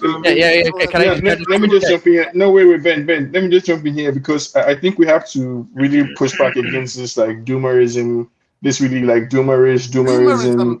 Sean, I like to remind you that Manchester United finished 15 last season. No, yes, it's true. You don't need to remind me. We're not going to be anywhere. You don't need to remind me. me. After 2 years of your boys, Inoes, we have gone from bad to worse. Just letting you know that.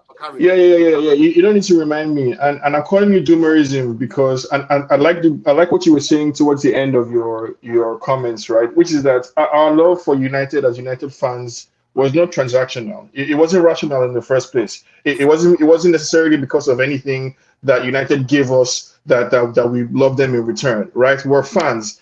And I think regardless of who the owners are or what is going on the pitch, we celebrate and we love and we watch the team in spite of what is happening, not despite, not because of anything, right? In spite of whatever it is that's going on.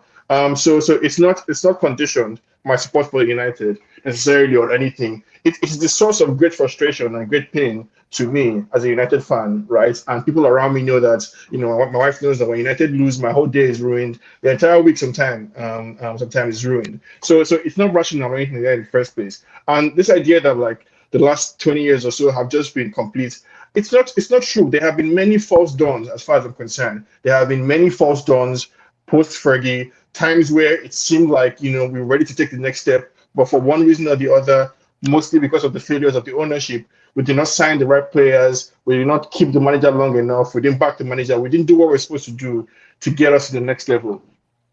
I agree with those specific individual critiques, but the idea that like it has all been doom and gloom, no. it wasn't doom and gloom from my perspective when Rashford burst into the scene.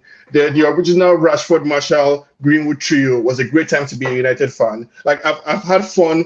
I've loved United, and we have had highs and lows in the last few years, right? So I'm calling it doomerism specifically because there is a battle for the minds of the next generation, right? And we all, most of us are United fans. The reason why United is such a popular club is because a lot of young people who are adults now grew up watching United, right? And this new generation basically is growing up seeing City be successful, and all they're hearing from United fans basically everywhere is doom and gloom. And I'm just standing up here to push back somewhat against that idea. It's not. There have been good times, right? We haven't hit the heights that we're supposed to hit, but there have been some few and far between good times. There have been. We have still continued the legacy of creating fantastic young players, right? One of them is tearing it up in France right now, Mason Greenwood. It's unfortunate. I wish he was still at the club. United. We've been to the Champions League. We've been second on the table. We've won FA Cup trophies. We haven't been the United team that we were under Fergie. But guess what? That is the dynamic in English football. That's the dynamic in English football across the board. Liverpool, Arsenal, United, we've all spent time basically away from our old glory. Arsenal is in year 6 of a project with a manager trying to get back to something close to what they had under Wenger. Liverpool spent 20 years in the wilderness, right? So all I'm calling for from United fans is perspective, right? You don't always have to look for final solutions. Basically, you don't have to, there's no button that we would press basically that would make everything okay. But as a United fan, there are still many things that make the club. And again, I was watching some old highlights about United. All those goals that we used to score in the 90th minutes, those things that made United United, there was no formula to it.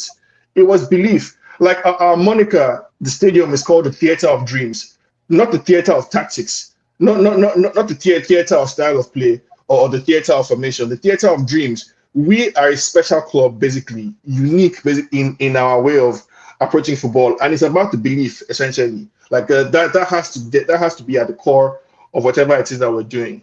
So yeah, I reject doomerism. I think there's a lot of potential in the squad, and you know there's things for us to do. I'll let Ben reply. I think you made your point. Just very quickly. I think you made your point very clear. Ben, you can rebuttal now. Yeah, the only thing that I was push back and say that to me, since the Glazers have been here, somebody who grew up and born in the city, Sean, and that doesn't make me any different. I'm just pointing it out. Somebody who was going to games from the early age. I fell in love with United, and I remember the first season I ever went to United. Man City finished 5th. I think we finished 6th. I remember that. I think Peter Reid was managing Man City, and they finished higher than us. It was the year after that we won the league. You know what I mean? We went on this rise with Fergie. But there are fans around me and around Bumbaye, and Bumbaye's dad, may he rest in eternal peace, who was a massive United fan and who would go to games and who would experience things.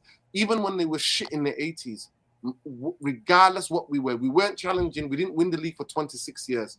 What Manchester United were known for is exactly what you said. It was late goals. It was entertainment. The reason why United became special and it became like a club to watch, even in the 80s, we would like be giving Barcelona a game. Diego Maradona, Barcelona coming to Old Trafford, and people will tell me stories when the great Diego Maradona came and Brian Robson ran the game. You know what I mean? Stories about the wingers that we had, the style of play. Even when we were not challenging for a league, we could finish from anywhere to 3rd, 4th to maybe 7th or 8th. You know what I mean? We would finish around there. We weren't challenging for a league. We would always fall off, but we were a great cup team. And one thing what was guaranteed, especially if you know the history of Manchester United and Sir Matt Busby and the Busby Babes and that, and the history of Manchester United from the railway workers, it was about entertainment on a Saturday, entertainment at home at Old Trafford.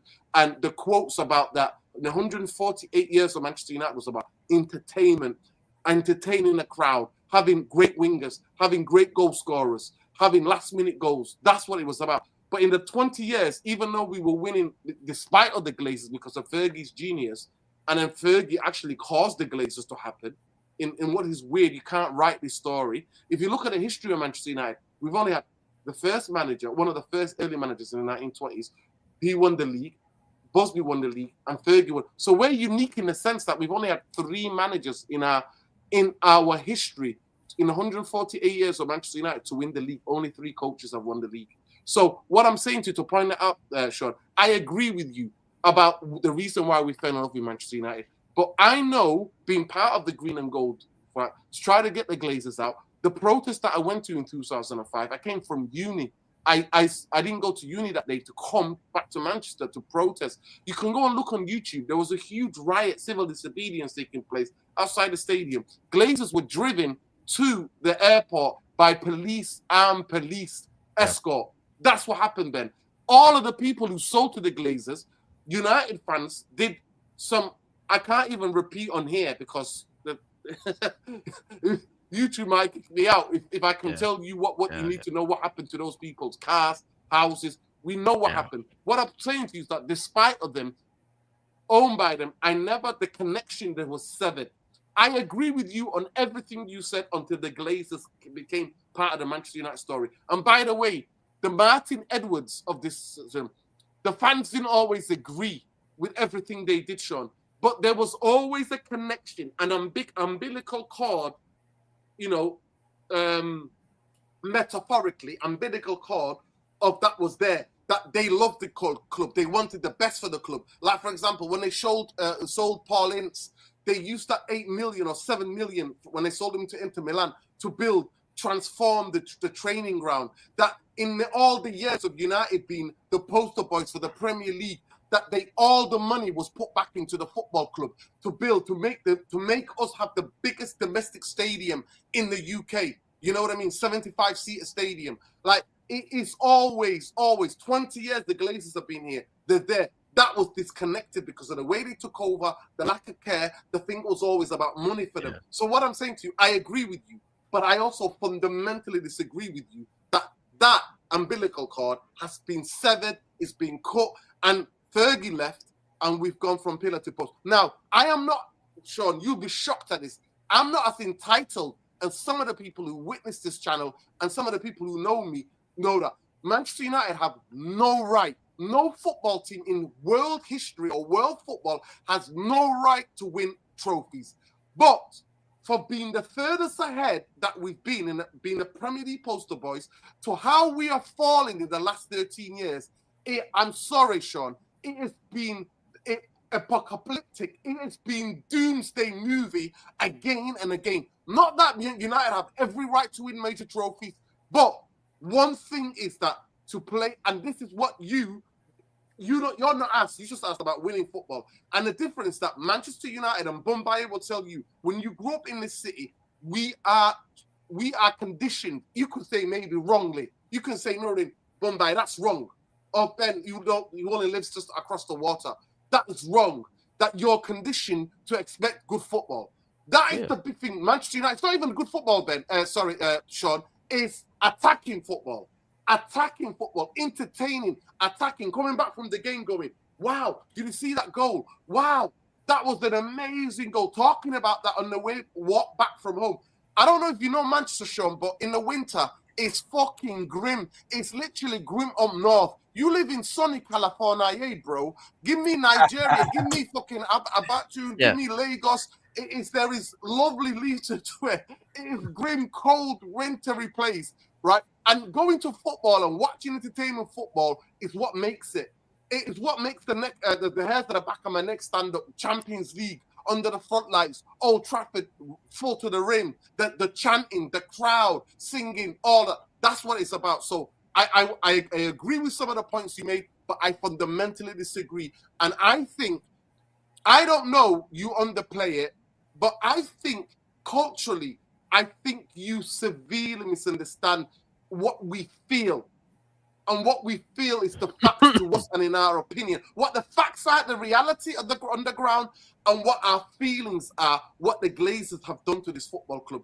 And like I said, I am not a spoiled brat. I am lucky. I have been lucky. I'm one of the luckiest United fans in any Manchester United. My generation, Bombay's generation, we're the same age. We have seen the golden era of Manchester United. But one thing I expect, Sean, and this is the thing, you can say to me, Nuruddin, Mumbai, you're wrong. Ben, you're wrong. Lani, you're wrong. All the millions of Manchester United fans, you're all wrong. You should not expect entertaining and attacking football. You can say that. That's an opinion you can hold. And I will support your opinion. But that's what we demand. Yeah. Go ahead, Ben. Yes. First things first, apologies, Nerd, and if I didn't really quite hear what your question was before I spoke, because obviously I think I have a wee few issues with my headset. But look, when it comes to this topic, obviously, when I said about, why do fans go to the stadium if they know what's going on with behind the doors? Yes, we all love Man United, man, but what I've seen, even when Inoes have came in, the fact that I've seen a shit ton of staff, a shit ton of working class people, get sacked and get let off not because Sir Jim didn't want them, not because the Glazers didn't want them, it's because they don't have the money and they need to save money for transfers, for the better interests for the club, for the coach and incomings, outgoings, for the female team and all that sort of stuff. If that doesn't say to anyone, that gives you alarm bells for how rotten, how disgusting this fucking club is, man. I don't know what will, man. And yes, there has been dark times, like you said, Nerd, in that 2005. I remember, I've seen it all over the news, man. It was crazy. It was mental. But like I said as well, obviously I play for a Sunday league football team. And one of the teams is George Best's niece, and George Best's niece, I've spoken to her before. She's a nice wee girl. So she is. She says one thing that George said to me when I was very little was, once 2005 came, that was the year, obviously, may rest in eternal peace, George Best. He says this decision and the Glazers coming into the club is going to be dark times. And this is before we can give any judgment, Nerding, about the Glazers, obviously their first transfer window, who they brought in and stuff. But for George Best to say that even before we didn't even we allowed them to give them the benefit of the doubt to see what they're all about. For him to say that's scary for George Best to say that. And look at it now. We're in 2025, and you can arguably say in the past 13 years, this club is it's gone. The soul is just completely gone, and it can only get revived until, like I said, something happens, man. Because, like I said, everyone that goes to the stadium, yes, we love Man United, we love it. It's our heart and soul. It's basically, it became a daily for me, man. It became a daily for me. I went last season, these last few seasons, man. I've always wanted to go, man. But when I go into the website, or when I go and purchase a ticket, or when I go anywhere, all I'm thinking of right now is not because of the club. I'm putting my money into their fucking hands, man. And like I said, whenever I seen that protest at the end of last season, it brought a smile to my face, because it was very civil. Obviously everyone was doing their thing, showing their, sharing their voice. But what you did was absolutely fucking phenomenal, because there was no violence. But what you did in closing that mega store was absolutely phenomenal, because that mega store doesn't go to the employees that work for Man United. It doesn't go to the players' wages. It doesn't go to any of this. It goes right to the top. To Sir Jim Ratcliffe's private jet, to the Glazers' private jet, living out in America. Goes to everyone. Both of them people. And like I said, that's the only reason why I tell people, you know what to do. Obviously I say it's everyone's opinion. That's why we love the sport. But I've just had enough nerding, man, and it's drained. But I mean, Ben, didn't you feel the spirit when we beat Liverpool last minute, Ahmad goal? I felt the spirit of United. The game against Lyon 4-4 or 4 whatever. I thought the spirit of United. The season in the past, that game against Barcelona. I thought the spirit of United then. We're starting right now in your team. Our back three or back whatever. Our keeper is under 20 years old or something, early 20s. Our starting centre back right now, in heaven, is a young lad.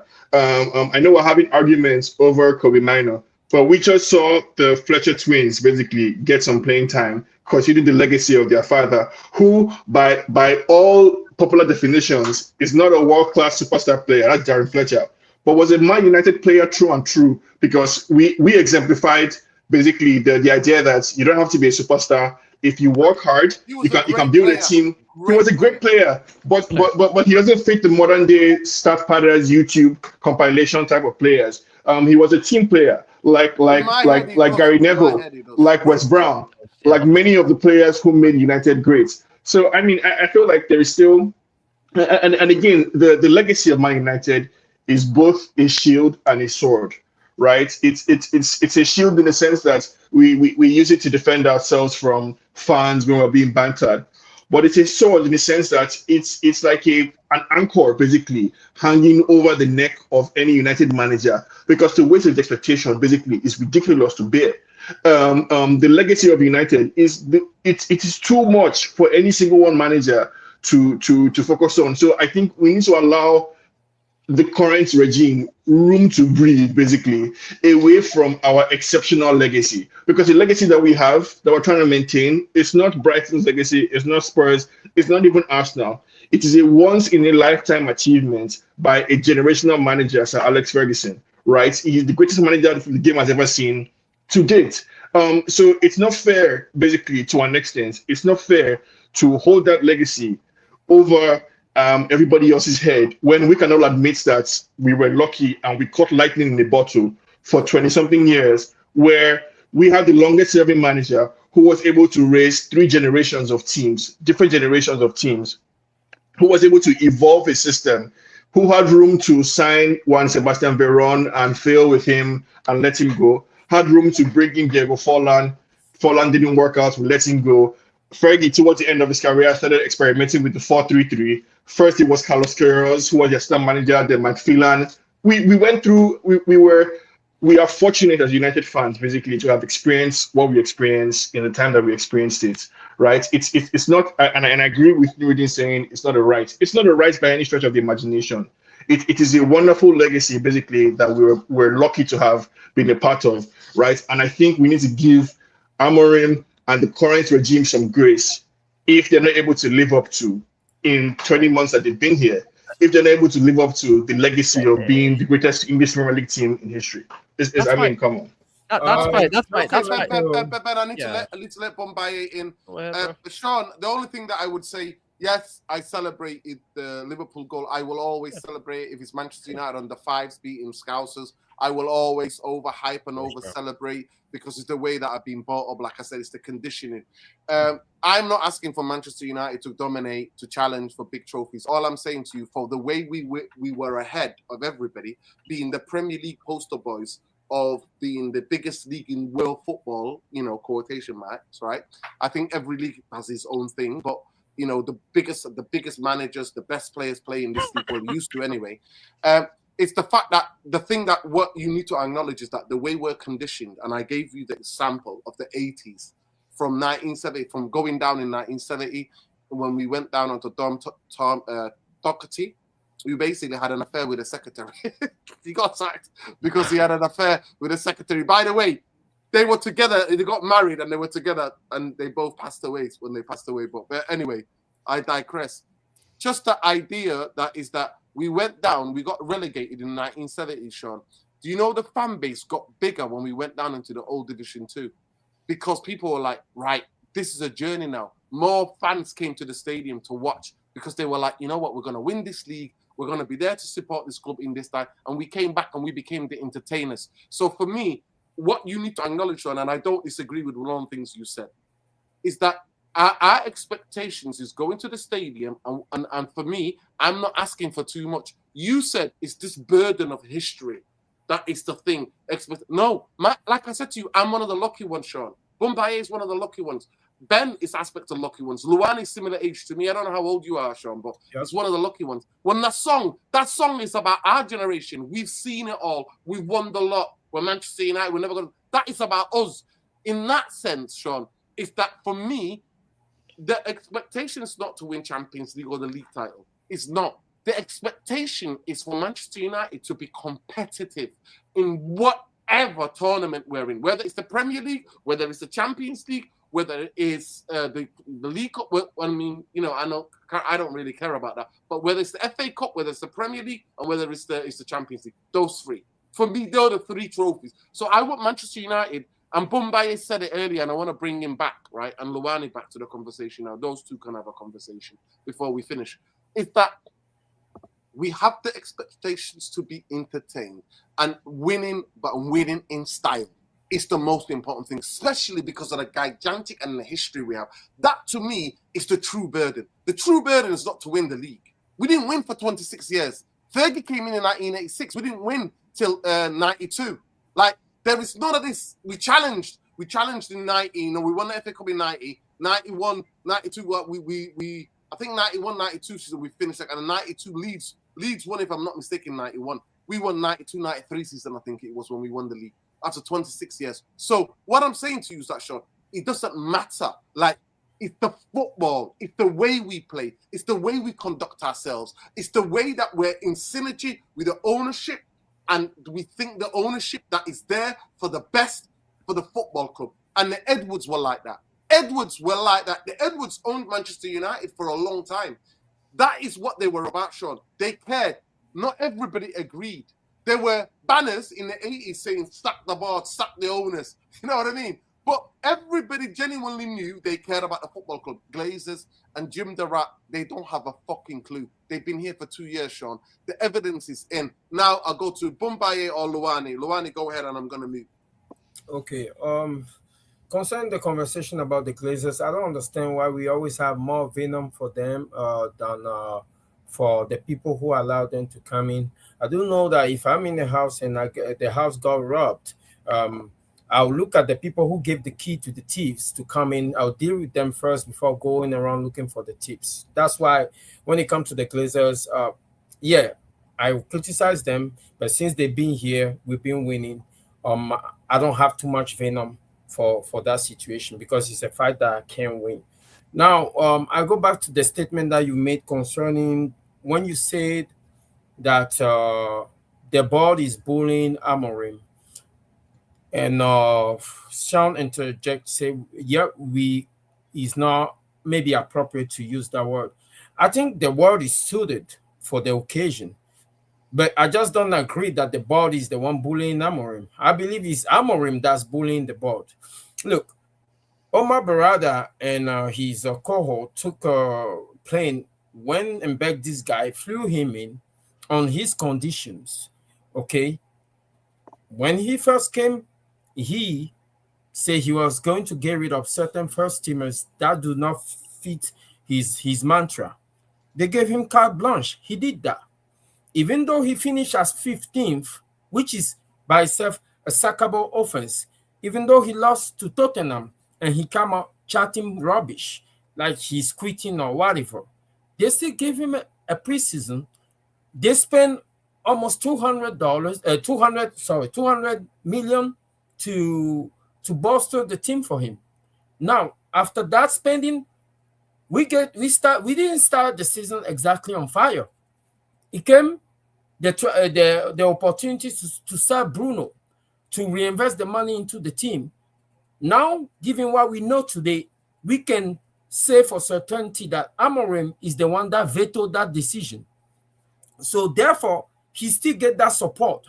So for me, Amorim is the one bullying the board, but with nothing to reflect it. He cannot stand on anything. When you get given an organization or store or whatever as a manager, you either take the organization up, you stay stagnant, or you take it down. You diminish the value of it. The issue we have right now is we cannot blame the owners for questioning your methods if the results are not there to mirror the investment that they make or the trust that they have in you. That's essentially what they're doing. They're questioning his method, and they have the perfect right to do that. When we look at the system that this manager is implementing, not a single player that we have has benefited in terms of value. Euro, one of their prospects that we brought in for the future, is looking out of place, being moved to the right. Now he's out of favor with the manager. He's starting some game, not starting some game. Lisandro Martinez, we've seen him before his injury get dragged out wide, and he was not doing too. We know he's not comfortable playing out wide. We know that. Look at the issue we have with the midfield. He designed this midfield to his image. Nobody asked him to move Bruno into the double pivot. He did that. Ugarte is somebody that's known to him. We all forget that Ugarte was favored to Casemiro before he realized that Ugarte couldn't do the job and then flipped the script again. They're youngsters. One is now on loan, and that person that's on loan, we've seen him in preseason. We thought he was part of the plan since the beginning. If he was not part of the plan, why did you use him in preseason? Why did you waste our time? Kobe Mino. Now value went completely down. We're talking about selling him for less than he's worth. No, if you don't have the results to match the energy that you're projecting, I'm sorry, as a board, it's going to come to a level where we're going to have to take the job away from you. We're going to have to take the responsibility away from you, because at this point, we'll be the one who will lose our job. So I think that what's happening is justified.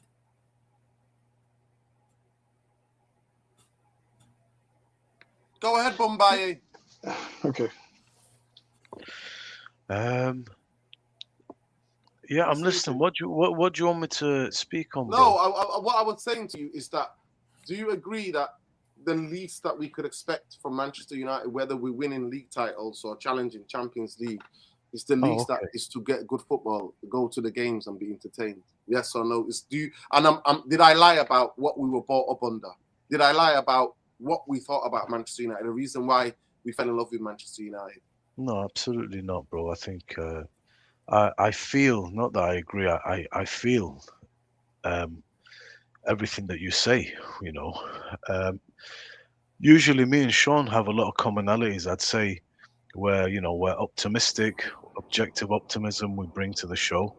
Sometimes it's misplaced in hindsight, and we wear rose-tinted glasses, even though the cloud is as grey as you like. But, you know, I'm on here a lot, and I always talk about the positives, and I'm always kind of the last guy to jump the ship with most managers.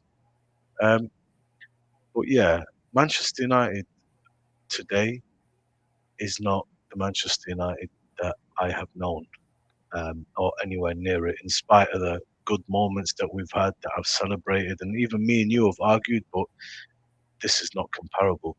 We're not even in conversations for anything, and to be honest, what we're asking for is not a league. We're not putting that kind of pressure. It's not to win a Champions League, the major trophies that we are accustomed to being involved in.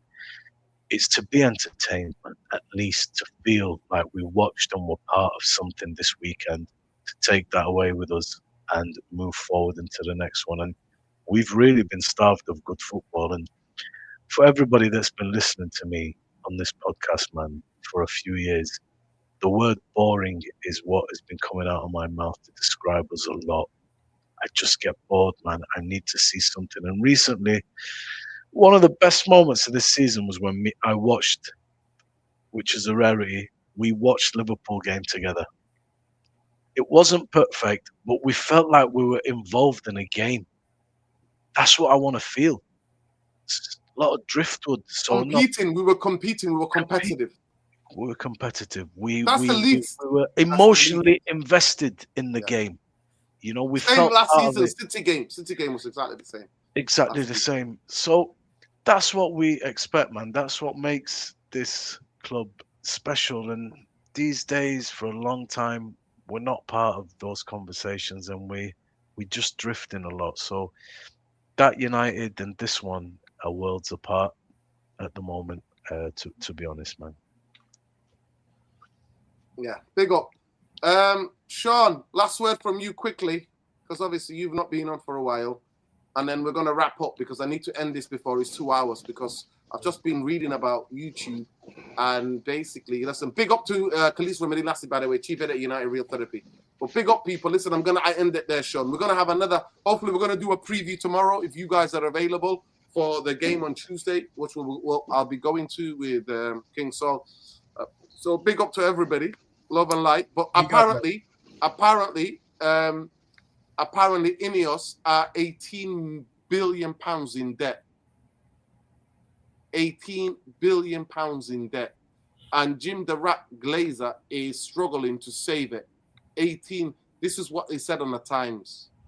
It's really fascinating insights coming out from what's his name? Our ex-midfield player Ericsson about what was going on at Manchester United. But anyway, Keep around the time, man. Yeah, people, love and light people. I've got to go. Apparently, for the video to do anything, it needs to be 2 hours. So, Free Palestine. Big up Ben quickly. Make sure Ben Elmo39, Twitch Elmo20, and TikTok. Make sure you check Sean and X, Sean Thomas. Make sure you check out United Trucker on X. Lani 1991, if I'm not mistaken, or 1979. 91? Wow. No, 1979. Anyway, big up, and we'll do a lot more of this tomorrow. We'll discuss this more. Everything we've left out tonight, we'll discuss it then. Take care. Good night. Good night. Good night, guys.